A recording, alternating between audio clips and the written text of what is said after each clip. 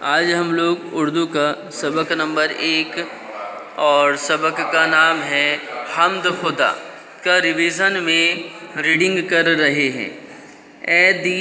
اے دین اور دنیا کے مالک، راجا اور پرجا کے مالک، بے پر اور پردار کے مالک، اے سارے سنسار کے مالک، پورب پشچم دکھن اتر، بخشش تیری عام ہے گھر گھر، بھیڑ اور بکری، شیر اور چیتے، تیرے جلائے سب ہیں جیتے۔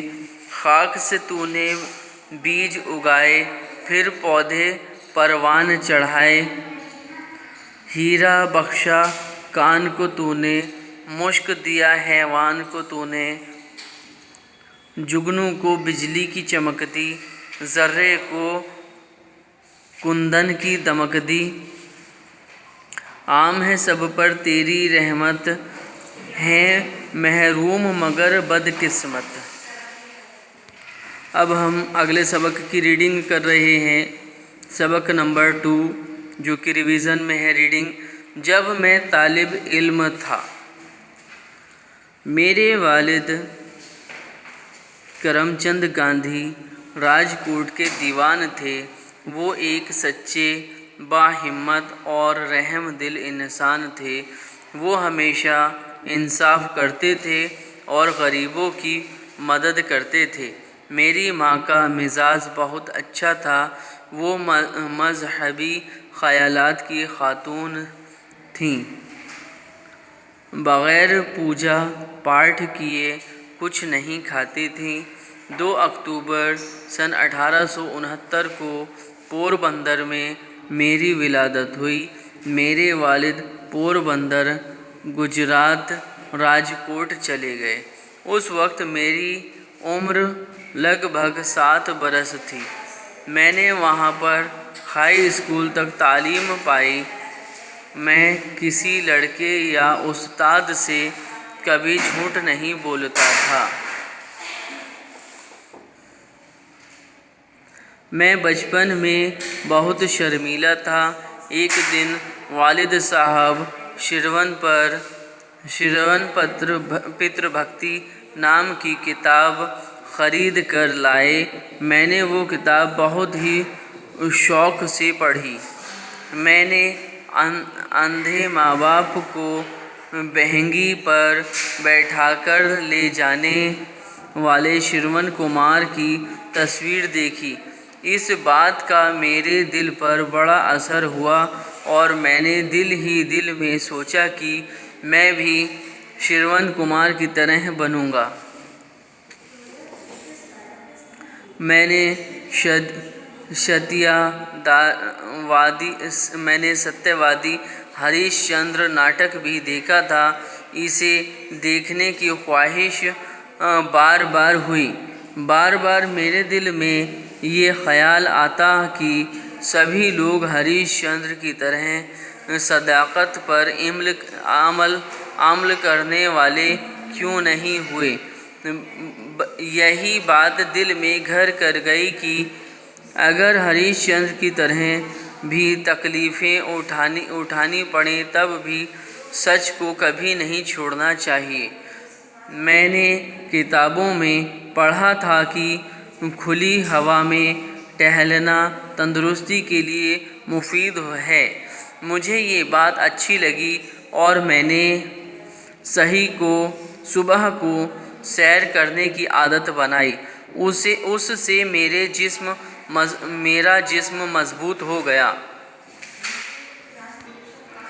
ایک بھول کی سزا میں آج تک پا رہا ہوں۔ میں سوچتا تھا کہ لکھائی میں حروف اچھے ہونے کی ضرورت نہیں، اور یہ خیال میرے دل میں انگلینڈ جانے کے وقت تک رہا۔ آگے چل کر جب میں نے دوسروں کو موتی جیسے حروف دیکھے آگے چل کر جب میں نے دوسروں کے موتی جیسے حروف دیکھے تو میں بہت پچھتایا۔ تب میں سمجھا کہ حروف اچھے نہ ہونا بھی نامکمل تعلیم کی علامت ہے۔ بعد میں حروف سدھارنے کی کوشش بھی کی، مگر پکے گھڑے پر مٹی کیسے چڑھ سکتی تھی۔ لکھائی کی مشق تعلیم کا اہم حصہ ہے۔ لکھائی کی مشق تعلیم کا اہم حصہ ہے، اس لیے ضروری ہے کہ اس کے لیے ڈرائنگ سیکھنا چاہیے۔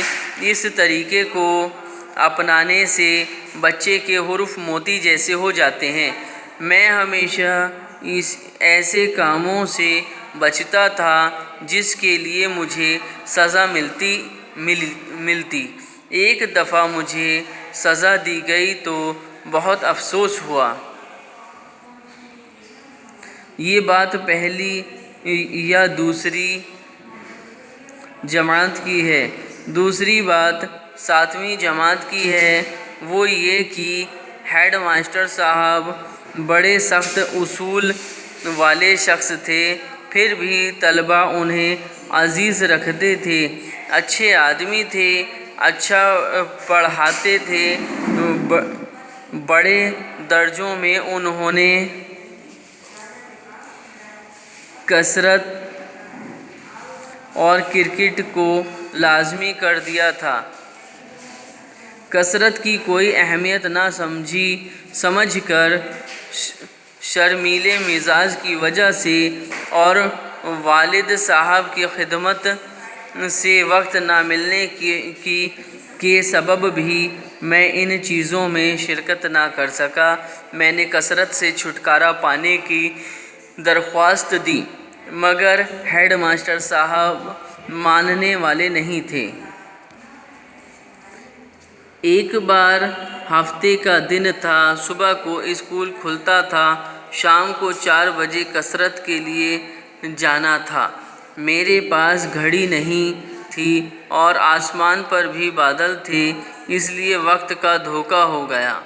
جب پہنچا تو بہت دیر ہو چکی تھی۔ دوسرے دن دیر ہونے کی وجہ پوچھی گئی۔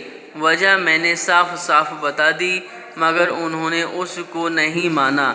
اس کے لیے مجھے ٹھیک تو یاد نہیں، مگر کچھ جرمانہ دینا پڑا۔ میں جھوٹا بنا، اس لیے بڑا دکھ ہوا۔ خود کو سچا ثابت کرنے کا میرے پاس کوئی راستہ نہ تھا۔ میں بعد میں سمجھ پایا کہ سچ بولنے والے کو غافل بھی نہیں رہنا چاہیے۔ خود کو سچا ثابت کرنے کا میرے پاس کوئی راستہ نہ تھا۔ میں بعد میں سمجھ پایا کہ سچ بولنے والے کو غافل بھی نہیں رہنا چاہیے۔ اوکے، یہ ریڈنگ آپ لوگ بہت اچھی طریقے سے کریں گے اور آپ سے بہت اچھی طریقے سے لے بد پڑھنا آنا چاہیے۔